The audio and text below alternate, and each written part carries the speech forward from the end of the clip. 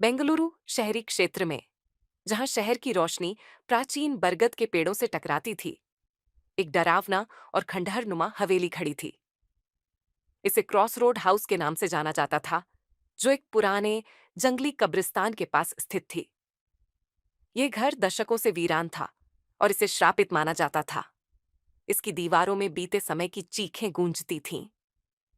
Cross road house की कहानी 1900 के दशक की शुरुआत में शुरू हुई, जब एक अमीर ब्रिटिश अफसर कर्नल एडवर्ड हेस्टिंग्स ने इसे अपने निवास के रूप में बनवाया था। वह अपनी पत्नी विक्टोरिया और इकलौती बेटी एलेनोर के साथ वहां रहता था। एक मानसूनी रात में एलेनोर अचानक गायब हो गई। उसका शरीर कभी नहीं मिला, लेकिन अफवाहें थीं कि कर्नल ने उसे वापस लाने के लिए काले जादू का सहारा लिया था। कुछ समय बाद एक रहस्यमय आग में पूरा परिवार जलकर मर गया और घर को डर और बदनामी के साथ छोड़ दिया गया।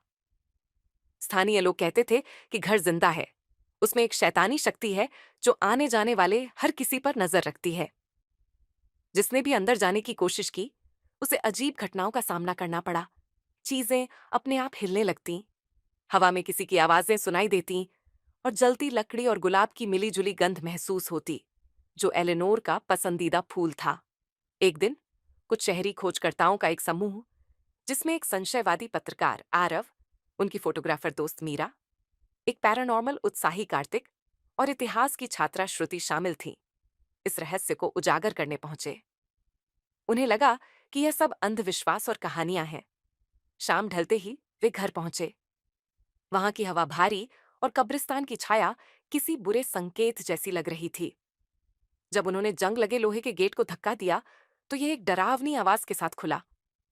अंदर एक टूटी फूटी पगडंडी थी, जिसके किनारे सजी हुई देवदूतों की मूर्तियां थीं, जिनके चेहरे समय के साथ बिगड़कर डरावने हो गए थे। अंदर घुसते ही घर का माहौल दबावपूर्ण और डरावना लगा। लकड़ी के फर्श उनके कदमों से चिड़चिड़ा उठते और दीवारें काले कालिक और फीके विक्टोरियन चित्रों से ढकी थीं। कार्तिक के डिवाइस में अजीब सी आवाजें आ रही थीं, लेकिन उसने इसे नजरअंदाज कर दिया। श्रुति ने घर के कोनों में अजीब प्रतीक देखे, जो उसे प्राचीन अनुष्ठानों से जुड़े लग रहे थे। जैसे ही वे आगे बढ़े, उन्होंने एक कमरे को भारी लोहे के ताले से बंद पाया। दरवाजे के पीछे से एक बच्चे की हंसी की आवाज आई।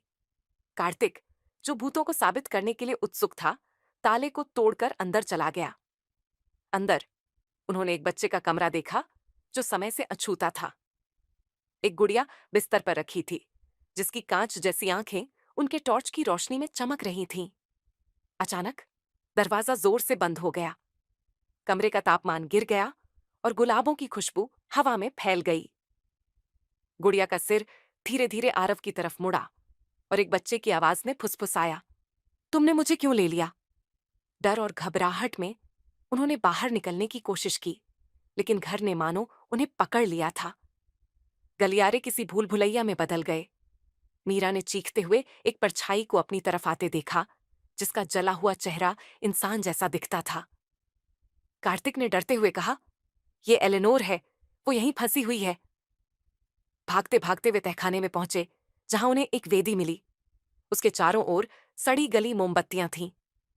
बीच में एलेनोर की एक तस्वीर रखी थी, जिसकी आंखें खरोंच कर मिटा दी गई थीं। तस्वीर पर लिखा था, हमेशा के लिए बंधी, न जीवित न मृत। श्रुति ने पुराने प्रतीकों को समझा और बताया कि कर्नल ने एलेनोर की आत्मा को मौत से बचाने के लिए उसे घर से बांध दिया था, लेकिन इसके बजाय उसे शाश्वत पीड़ा में डाल दिया। मोमबत्तियां अपने आप जल उठीं और छायाएं हेस्टिंग्स परिवार के रूप में बदल गईं। विक्टोरिया चुपचाप रो रही थी और उसके पारदर्शी हाथ एलेनोर की गुड़िया को पकड़े हुए थे। एडवर्ड का चेहरा दर्द में मरोड़ खा रहा था और वह गरजते हुए बोला, तुम्हें यहां से जाना होगा। श्रुति ने श्राप को खत्म करने के लिए एक प्राचीन संस्कृत प्रार्थना पढ़ी, जबकि आरव और मीरा ने वेदी को नष्ट कर दिया। परछाइयां चीखने लगीं और घर बुरी तरह हिलने लगा। गुलाबों की खुशबू और तेज हो गई और फिर अचानक गायब हो गई। वेदी के टूटते ही आत्माएं फीकी पड़ने लगीं और एक कोमल आवाज ने फुसफुसाया, धन्यवाद। सुबह की रोशनी में वे घर से बाहर निकले। जब उन्होंने पीछे मुड़कर देखा, तो खिड़की से एक छोटी लड़की उन्हें हाथ हिलाते हुए दिखाई दी और फिर घर अपने आप ढहकर मलबे में बदल गया। कुछ हफ्तों बाद आरव ने इस अनुभव पर एक लेख लिखा, लेकिन कम ही लोग इस पर विश्वास कर सके।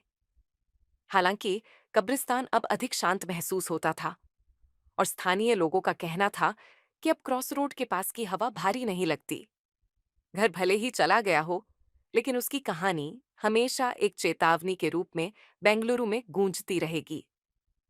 ऐसी ही कहानी सुनने के लिए नाइटमेयर नैरेटिव्स चैनल को फॉलो और सब्सक्राइब जरूर करें। धन्यवाद।